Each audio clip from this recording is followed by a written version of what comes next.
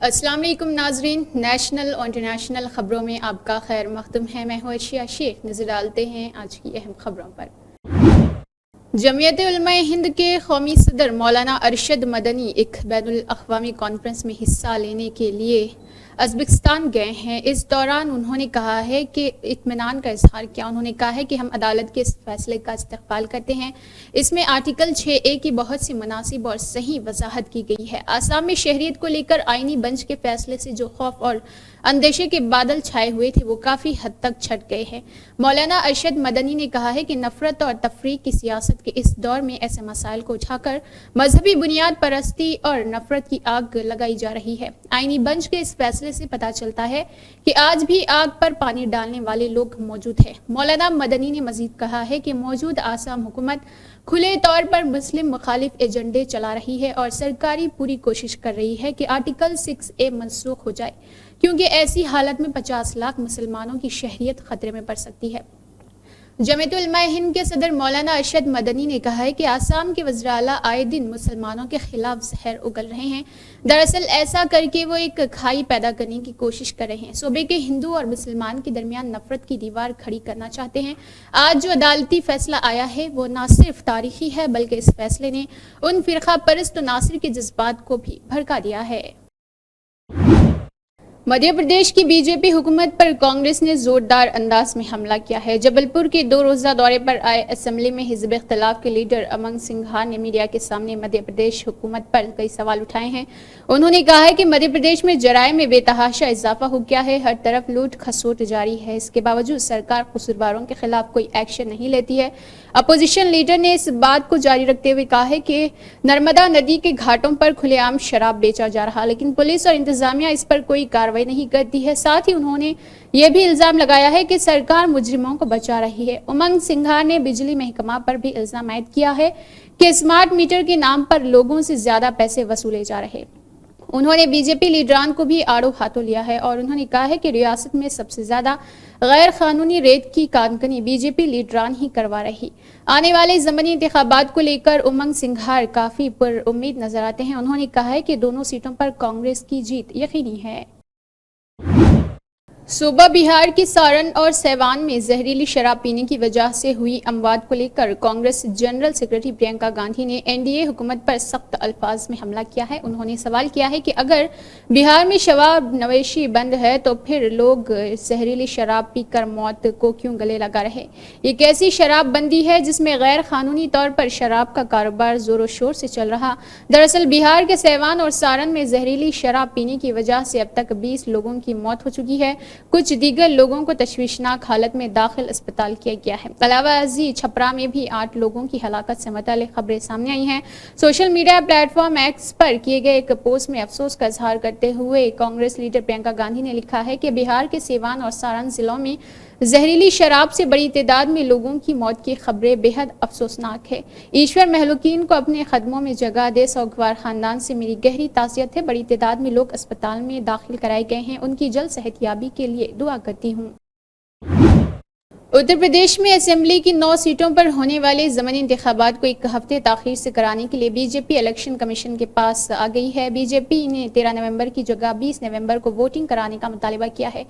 B J پی نے اس معاملے سے یو پی الیکشن کمیشن کو ایک خط لکھا ہے۔ اس میں کئی اضلاع کا ذکر کرتے ہوئے بتایا گیا ہے کہ 15 نومبر کو کارتک پورنیما کے پیش نظر اسنان یعنی غسل کی وجہ سے لوگ 2-3 دن پہلے ہی اس میں حصہ لینے کے لیے اپنے گاؤں چلے جائیں گے۔ ایسے میں اکثریتی طبقے کے ووٹرز ووٹ دینے سے محروم رہ جائیں گے۔ واضح ہے کہ 2 روز قبل ہی الیکشن کمیشن نے اتر پردیش کی 10 میں سے 9 اسمبلی سیٹوں پر الیکشن کرانے کا اعلان کیا ہے۔ جاری نوٹیفیکیشن کے مطابق 18 نومبر کو پرچہ نامزدگی داخل کرنے کے ساتھ ہی الیکشن کی کارروائی شروع ہو جائے گی۔ 13 نومبر کو ووٹ ڈالے جائیں گے اور 23 نومبر کو ووٹ شماری ہوگی۔ اس کے لیے سبھی تیاریاں کر لی گئی ہے، لیکن اب بی جے پی اس بات کو لے کر خوفزدہ ہے کہ 13 نومبر کو ووٹنگ ہوئی تو اسے نقصان ہو سکتا ہے۔ بی جے پی نے اتر پردیش کے چیف الیکشن کمشنر کو لکھے اپنے خط میں کہا ہے کہ کیندر کی میراپور، غازی آباد اور پریاگراج میں کارتک پورنیما کے موقع پر میلے میں شرکت اور پوجا کے لیے لوگ 3 تا 4 دن پہلے ہی چلے جاتے ہیں۔ इंसाफ की देवी अदालतों में मौजूद आंखों पर पट्टी बांधे हुए नजर आएगी। Chief justice of India D Y Chandrachud की हिदायत के बाद सुप्रीम कोर्ट की लाइब्रेरी में जो मूर्ति इंसाफ की देवी रखी गई है, इसकी आंखों पर पट्टी मौजूद नहीं है और एक हाथ में तलवार की जगह आइन की किताब है। इस कदम की कुछ लोग बहुत तारीफ कर रहे हैं, लेकिन शिवसेना यूबीटी के रुकन पार्लियामेंट संजय रावत ने इस पर अपना सख्त एतराज जाहिर किया है। संजय रावत मूर्ति की आंखों से पट्टी हटाए जाने के फैसले पर सवाल उठाते हुए कहा कि अदालत का काम आइन की हिफाजत करना है और आइन के तहत ही इंसाफ करना है, लेकिन अभी सुप्रीम कोर्ट में क्या हो रहा है? आखिर वो इंसाफ की देवी के हाथों से तलवार हटाकर इसे आइन से बदलना क्यों चाहते हैं? और अब इंसाफ की देवी की आंखों पर बंधी पट्टी हटाकर वो सभी को खुले तौर पर बदउनवानी और आइन का कत्ल दिखाना चाहते हैं। इसका तजुर्बा हमने किया है, हमारी पार्टी ने क्या किया है। शरद पवार ने कहा है कि किस तरह आइन को दरकिनार कर फैसले किए गए हैं। ये भी बीजेपी और आरएसएस का प्रोपेगेंडा और मुहिम है। त्योहार के मौके पर लोगों को बजरिया रेल सफर के लिए आमतौर पर लंबी वेटिंग का सामना करना पड़ता है। इसकी एक बड़ी वजह यह है कि बड़ी तादाद में लोग 120 रोज यानी 4 माह पहले ही टिकट बुक कर लेते हैं। वेटिंग के इस मसले को हल करने, आवाम की सहूलत फराहम करने के लिए रेलवे महकमा ने एक बड़ा फैसला लिया है। अगले महीने से लोग सिर्फ 60 रोज यानी 2 माह पहले ही टिकट बुक कर पाएंगे। रेलवे महकमा के एक ऑफिशियल बयान में इस बात की जानकारी दी गई है। 1 नवंबर 2024 से रिजर्वेशन टिकट की एडवांस बुकिंग सिर्फ 60 दिन पहले ही होगी। इसका मतलब यह है कि 31 अक्टूबर 2024 तक 120 दिन पहले एडवांस टिकट बुक करने की सर्विस जारी रहेगी। रेलवे बोर्ड ने यह भी वाज़ेह कर दिया है कि एक ही दिन में सफर मुकम्मल करने वाले कुछ स्पेशल एक्सप्रेस ट्रेनों में रिजर्वेशन का पुराना निजाम ही जारी रहेगा। इस तरह की ट्रेनों में ताज एक्सप्रेस और गोमती एक्सप्रेस समेत कई ट्रेनें शामिल है। रेलवे बोर्ड के जरिए दी गई जानकारी में बताया गया है कि नया निजाम सिर्फ हिंदुस्तानी शहरियों के लिए लायक होगा। आंध्र प्रदेश के साहिली इलाकों में शदीद बारिश और तूफानी हवाओं की वजह से आम जिंदगी मफलूज हो गई है। महकमा मौसमियात के मुताबिक खलीज बंगाल में बनने वाली कम दबाव के निज़ाम ने सुबह के वक्त पुडुचेरी और इसके अलावा कई इलाकों के साहिल के दरमियान का इलाका अबूर किया, जिसकी वजह से रियासत के जनूबी साहिली अजला, रायलसीमा और मशरकी गोदावरी समेत कई इलाकों में शदीद बारिशें हुई है। रियासत की कई अजला में मौसलाधार बारिश और तेज हवाओं से दरख्त और बिजली के खंभे गिर गए, जबकि कुछ इलाकों में मकानात को भी नुकसान पहुंचा है। काकीनाडा, विशाखापट्टनम और डॉक्टर बी.आर. अम्बेडकर कोनासीमा जिला में साहिली इलाकों पर बुलंद लहरें उठने की इतला है, जिसकी वजह से नेल्लोर और रायलसीमा में सैलाबी सूरत हाल पैदा हो गई है। मुकामी हुक्काम ने कसीरुल जहती इंतजाम करते हुए जिला नेल्लोर और दीगर इलाकों में अलर्ट जारी किया है।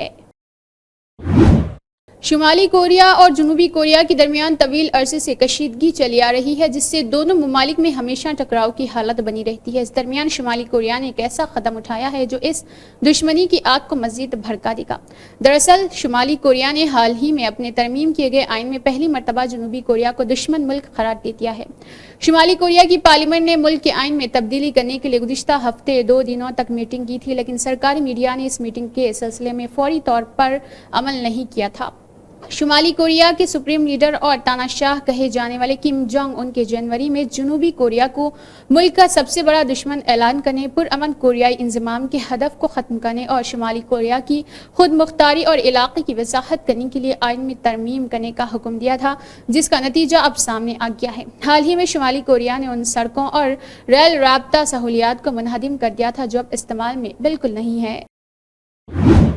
अमेरिका में सदारती इंतखाबात की सरगर्मियां अपने उरूज पर है। रिपब्लिकन और डेमोक्रेटिक उम्मीदवार एक दूसरे पर सबकत लेने के लिए एक एड़ी चोटी का जोर लगा चुके हैं। इस दरमियान नायब सदर कमला हैरिस ने सदर ओहदे के अपने हरीफ उम्मीदवारों और साबिक सदर डोनाल्ड ट्रंप पर तीखा तबसरा करते हुए उन्हें गैर मुस्तहकम, खतरनाक और खिदमत करने के लिए नाकाबिल करार दे दिया।